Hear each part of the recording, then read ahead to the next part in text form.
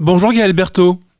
Bonjour. Bonjour et merci d'être avec nous au moment où le parc national des Calanques va retrouver encore plus de public. Est-ce que c'est possible d'abord de retrouver plus de public parce qu'il n'y a plus vraiment de saison? J'ai l'impression en ce moment pour le parc naturel des Calanques, il y a un succès qui ne se dément jamais finalement.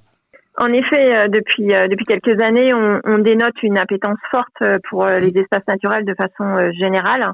Et c'est encore plus marqué pour le parc national des Calanques. Et comme vous l'évoquez, cette fréquentation, elle a lieu durant la période estivale, mais aussi selon le temps, selon la météo, certains week-ends du mois de janvier, on a pu constater un nombre conséquent de promeneurs dans le parc national des Calanques, par exemple. Alors ça peut faire évidemment des dégâts. Du coup, vous remettez en place cette mesure de limitation, notamment des accès à Sugiton. Ça commence ce week-end. Oui, en effet. Donc la réservation à Sugiton, donc elle répond à deux objectifs. Le premier, c'est de pouvoir préserver cette calanque. La calanque de Sugiton avait montré des symptômes forts d'érosion de la terre notamment et d'une atteinte sur l'environnement qui allait être préjudiciable si on n'avait pas des mesures de restriction d'accès. Donc ça fait 2 ans qu'on l'a mis en place. Ce sont des mesures donc de contingentement, une réservation gratuite qui se fait 2 week-ends du mois de juin, tout le mois de juillet et tout le mois d'août et 2 week-ends au mois de septembre. Et qui est bien sûr, l'accès il est possible pour tout le monde sous réserve d'avoir réservé. Et il y a un slogan qu'on aime noter, c'est celui de réserver, c'est préserver. On est bien dans cet objectif de préservation de la nature. Et le deuxième objectif, il est aussi celui de mettre en évidence ce rapport qu'on doit aujourd'hui avoir avec la nature, cette éducation à l'environnement. Et c'est vrai que par ce dispositif, ça nous permet aussi de communiquer sur ces éléments de respect de notre environnement naturel. Alors ça doit être plus agréable également pour les promeneurs que nous sommes. Vous en avez vu les effets sur la faune, sur la flore de ces mesures ? Les effets sur la faune et la flore, ce qu'on peut dire aujourd'hui, c'est qu'il nous faudra du temps. Il nous faudra vraiment du temps pour pouvoir les voir de façon significative.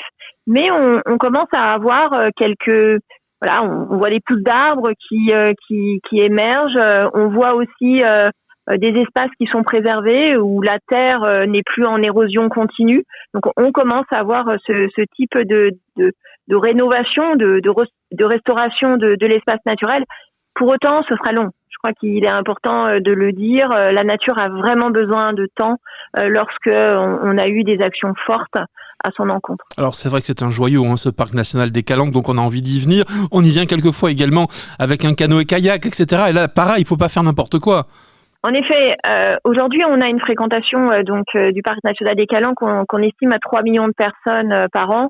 Et on a à peu près 500 000 personnes qui sont plutôt sur l'espace marin, puisque le parc national des Calanques, c'est surtout aussi un parc marin.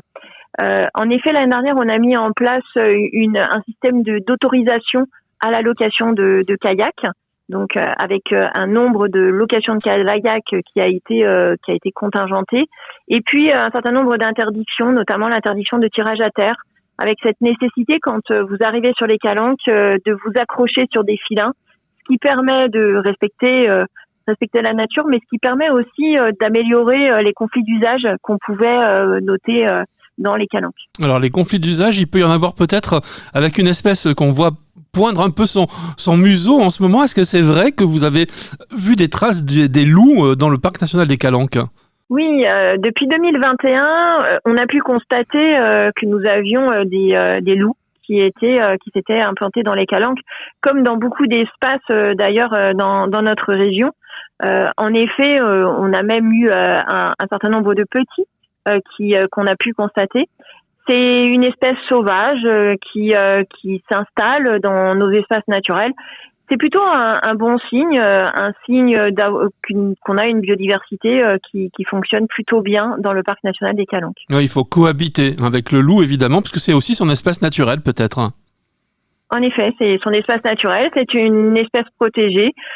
Aujourd'hui, on peut constater que sur notre territoire, le lien avec l'homme se passe plutôt bien, puisque vous savez, c'est une espèce sauvage qui a peur de l'homme, donc qui reste aussi sur son espace. Oui, c'est une espèce qui est assez craintive d'une manière générale et qui peut vivre en meute, effectivement. Merci beaucoup d'avoir été notre invité, Gaëlle Berthaud. On vous souhaite un bon premier week-end finalement de fréquentation limitée. Hein. C'est exactement ce qui va se passer ce week-end. Hein. Oui, sur la calanque de Sugiton. Oui, voilà, les autres restent ouvertes au grand public et c'est gratuit, on le rappelle. Merci beaucoup d'avoir été notre compagnie et très belle journée à vous. Merci.